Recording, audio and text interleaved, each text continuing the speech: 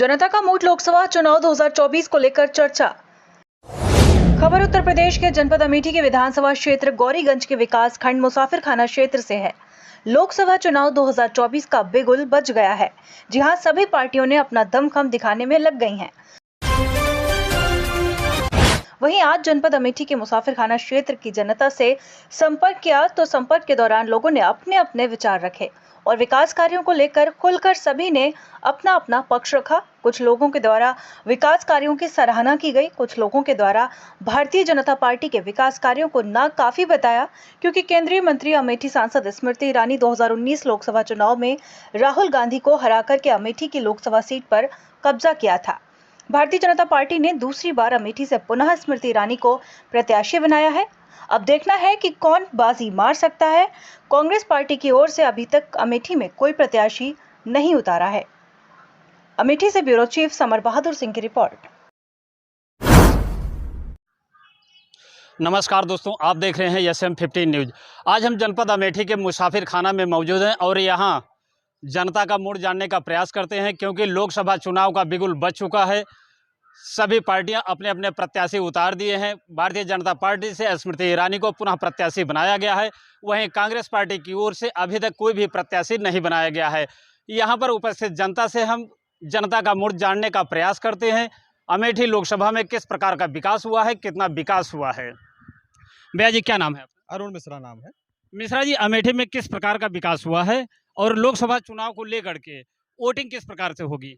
जब से दीदी स्मृति ईरानी अमेठी में आई हैं, उन्होंने अमेठी के लोगों के साथ एक भावनात्मक रिश्ता स्थापित किया है। वो अमेठी के लोगों के सुख दुख में शामिल होती हैं और सुख दुख में शामिल होने के साथ साथ वह प्रत्येक व्यक्ति से लगातार मिलती हैं और अमेठी का आम जनमानस अमेठी की सांसद से मिल सकता है। अमेठी में उन्होंने करके दिखाया है कि मैं अमेठी की हूँ। उन्होंने अमेठी में आज अपना एक आवास भी बना लिया है, जो गांधी परिवार वर्षों से नहीं कर पाया, उसको उन्होंने करके दिखाया है।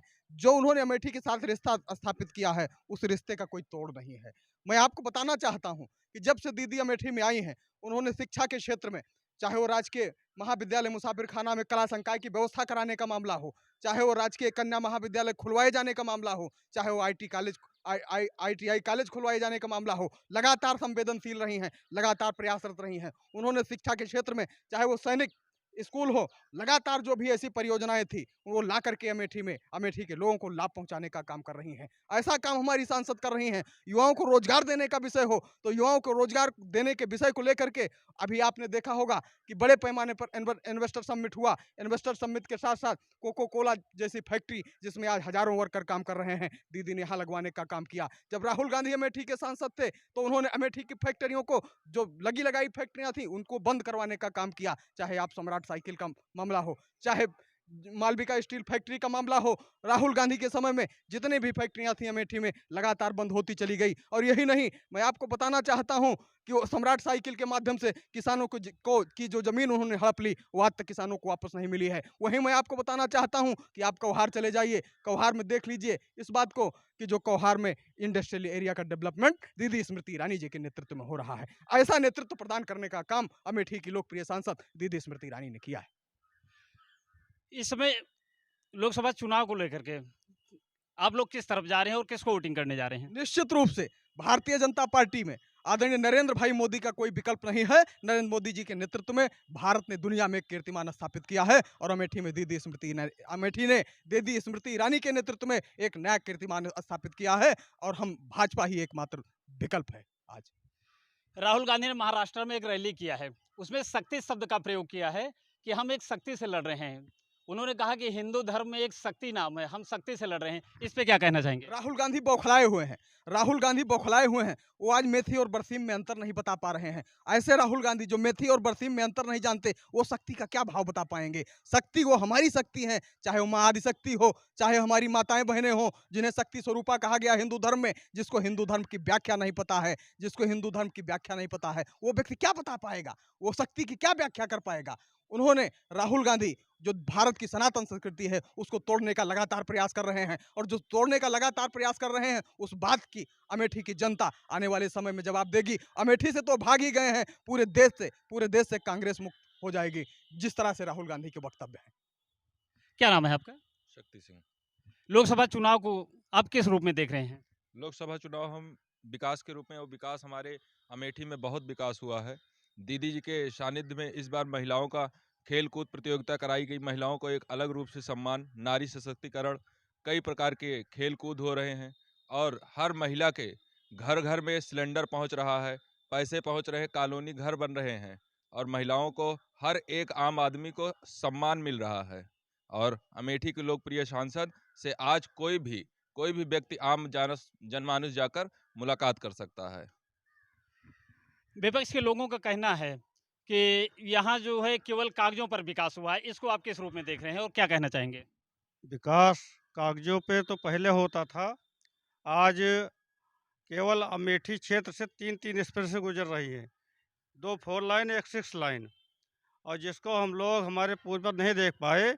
हम लोग देश विदेश में टीवी पे देखते थे, इतनी बढ़िया सड़क देखते थे, टीवी पे देखते थे, और अगर किसी को नहीं दिखाई पड़ता तो उसको कुछ कहा नहीं सकता क्यों नहीं दिखाई दे रहा है।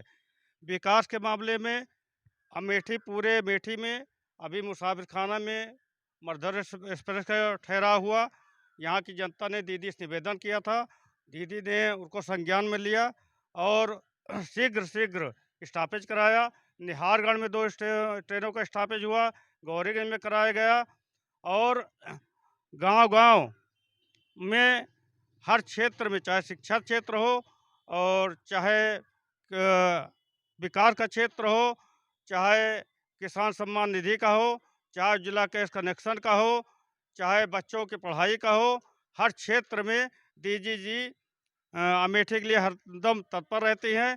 कोरोना काल में जब हम लोग घर से नहीं निकलते थे, तो गांधी परिवार का, किसी और पार्टी का कोई भी सदस्य अमेठी नहीं आया। दीदी ने आया, जिसको कोरोना हुआ था उसको कंधा दिया। ऐसे दीदी को हम लोग जो है इतने वोटों से विजयी बनाएंगे कि गिनने वाले भी अभी तो कोई साहस नहीं जुटा पाया, कौन लड़ने के लिए कोई साहस नहीं जुटा पाया। राहुल गांधी कहते कहते तो वायनाड भाग गए। अब हमको लगता है कि कोई अमेठी लड़ने वाला अभी तक तैयार ही नहीं हुआ। अगर लड़ेगा तो जो है एकदम ना के बराबर रहेगा। दीदी जी बहुत ही भारी बहुमत से जीत रही हैं और मोदी जी के, योगी जी के कार्यों जनता पसंद है। चाहे जिस क्षेत्र में कार्य हो, हर क्षेत्र में जनता पसंद है। जनता मोदी जी को पुनः प्रधानमंत्री के रूप में देखना चाहती है। शैला शाहिद। लोकसभा चुनाव नज़दीक आ गया है और अमेठी में विकास को लेकर के किस तरह से आप देख रही हैं? अमेठी में कोई विकास नहीं हुआ। पेपर के माध्यम से जो विकास हुआ है, जो पुराने विकास गांधी परिवार से हुए हैं, उसको भी ख़त्म किया जा रहा है। जैसे आपका संजय गांधी अस्पताल था और तमाम योजनाएं थी गांधी परिवार की, वो सब ख़त्म की जा रही। खाली इनकी घोषणा होती है और ज़मीनी कोई दिखाई नहीं पड़ता है। सड़क को लेकर के, स्वास्थ्य को लेकर के, शिक्षा को लेकर के, इस पर क्या कहेंगे? सड़क, रोड, हाईवे जो बनी है वो पहले की बनी हुई है। पुराने निर्माण को उसी को कर रहे हैं, दोबारा कर दे रहे हैं। गांव से जुड़ी जितनी सड़कें हैं सारी सड़क ख़राब हुई है। ये कहते हैं गड्ढा मुक्त सरकार है। चली जाइए आप इसौली रोड से, पारा वाली सड़क, कादू से लेकर के थौरी वाली सड़क, आपको गड्ढा ही गड्ढा मिलेगा। लेकिन कहीं इनका कोई ज़मीनी स्तर पर कुछ नहीं है, सिर्फ पेपरबाजी है, जुमलेबाजी है। बेरोज़गारी का मुद्दा ये है कि इनका काम है पेपर फार्म भरवाना और ख़ुद ही पेपर लीक करवा के छात्रों के साथ सबसे बड़ा कांड करते हैं कि वो इतनी दूर दूर तक धक्के खा करके पैसा दे करके जाते हैं, उसके बाद पेपर दे भी नहीं पाते कि पूरा पेपर हैंग हो जाता है, पूरा पेपर लीक हो जाता है। बच्चों का भविष्य ख़राब है। 2 साल बाद वो ओवर एज हो जाएंगे तो वो क्या करेंगे? वो घर बैठेंगे। वो अच्छी पढ़ाई, अच्छी तैयारी करने के बाद वो कुछ कर नहीं पा रहे। ये सरकार हर जगह विफल है। महिलाओं के स्तर पर आप बात कर रहे हैं तो महिला भी कहीं सुरक्षित नहीं है अपनी जगह पर। हर जगह महिला प्रताड़ित की जा रही है, उसका रेप हो रहा है। घर से वो निकलती है तो ये सोच कर निकलती है पता नहीं शाम, मैं खुद ही घर से निकलती हूँ तो मैं सोचती हूँ शाम तक मैं पहुँच जाऊँ अपने घर तो बड़ी बात है। और स्वास्थ्य का मसला ये है कि स्वास्थ्य के मसले पर कहीं स्ट्रेचर पे मरीज़ का इलाज हो रहा है, कहीं डॉक्टर नहीं मिल रहे हैं, कहीं दवा नहीं मिल रही है, कहीं पीठ पे लाद के ले जाया जा रहा। आए दिन रोज़ न्यूज़ ऐसा निकल रहा। तो मुझे नहीं लगता कि स्वास्थ्य विभाग अच्छा है। हम दूर कहे जाएँ, अपने CHC मुसाफिर खाना में देख लें, गंदगी का भंडार है, सफाई का नाम की कोई चीज़ ही नहीं है। पहले जैसी कोई चीज़ रही नहीं गई है। डॉक्टर बैठे, मरीज़ों को एक दवा लिख, 2-3 दवा वही हर मरीज़ को दी जाती है। यही इनका विकास है, यही इनका वो जो विकास हुआ है अमेठी में। अमेठी पूरे देश में जानी जाती थी, वो गांधी परिवार से जानी जाती थी। और अब की इनको सबक मिलेगा सांसद जी को, और सांसद हारेंगी, बुरी तरीके से हारेंगी, इंडिया जीतेगी। कांग्रेस पार्टी की ओर से जो इंडिया गठबंधन में है, अभी तक कोई प्रत्याशी नहीं उतारा गया है। अभी समय आने दीजिए, अभी तो बहुत समय है। 5वें चरण में शायद यहाँ चुनाव है, तो इस वजह से प्रत्याशी उतार दिया जाएगा और गठबंधन का ही प्रत्याशी रहेगा। तो आप किस रूप में देख रहे हैं, अमेठी में किस प्रकार का विकास हुआ है? अमेठी में जैसे सड़क हुए, विद्यालय हुए, इस प्रकार कई प्रकार के विकास हुए हैं, जिसके दम पे ये चुनाव हो रहा है। विकास ही मेन मुद्दा है। विकास के दम पे पुनः सरकार आ रही है। अब की बार 400 पार का जो प्रधानमंत्री जी ने नारा दिया है वो साकार होने जा रहा है, जिसमें एक कमल अमेठी से भी खिलेगा। राहुल गांधी ने महाराष्ट्र की रैली में शक्ति शब्द का प्रयोग किया, क्या कहेंगे?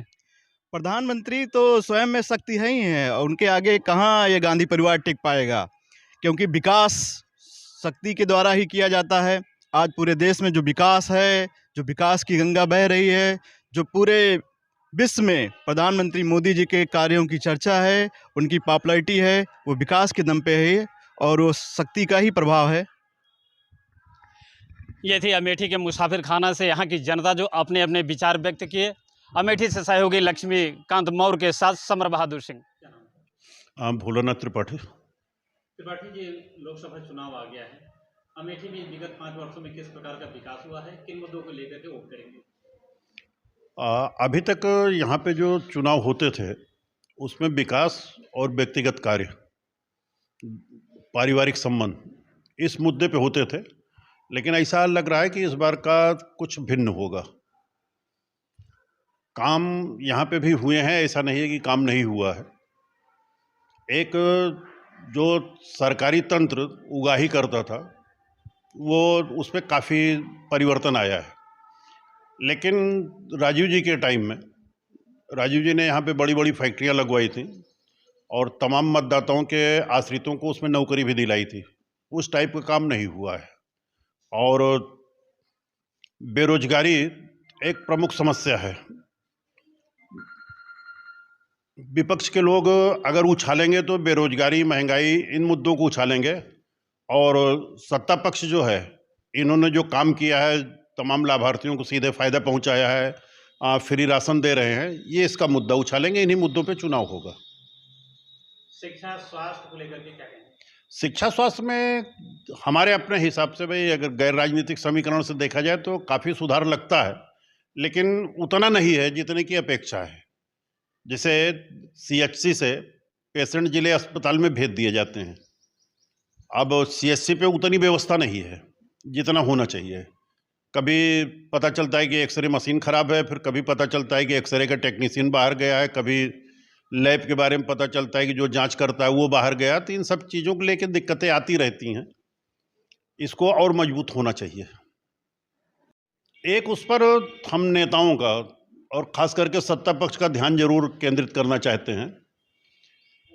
जिला बने हुए 10 साल से ऊपर हो गया है, लेकिन अभी तक ग्रामीण अंचल खास करके ब्लॉक हेडक्वार्टर से जिला हेडक्वार्टर तक परिवहन का अभाव है। और हमें तो कहने में बहुत आश्चर्य होता है कि मुसाफिर खाना गौरीगंज के बीच में 23 किलोमीटर की दूरी है, लेकिन अगर आदमी अपने संसाधन से न जाए तो 4 बजे के बाद वो गौरीगंज में रुक के कोई काम नहीं करवा सकता। परिवहन की व्यवस्थाएं बढ़नी चाहिए और इसमें मूलभूत सुधार आना चाहिए कि आदमी एक विश्वास के साथ रहे कि 5 बजे तक हमको बस मिल जाएगी, 4 बजे तक हमको बस मिल जाएगी। रोडवेज की बसों का जाल जितना होना चाहिए उतना नहीं है।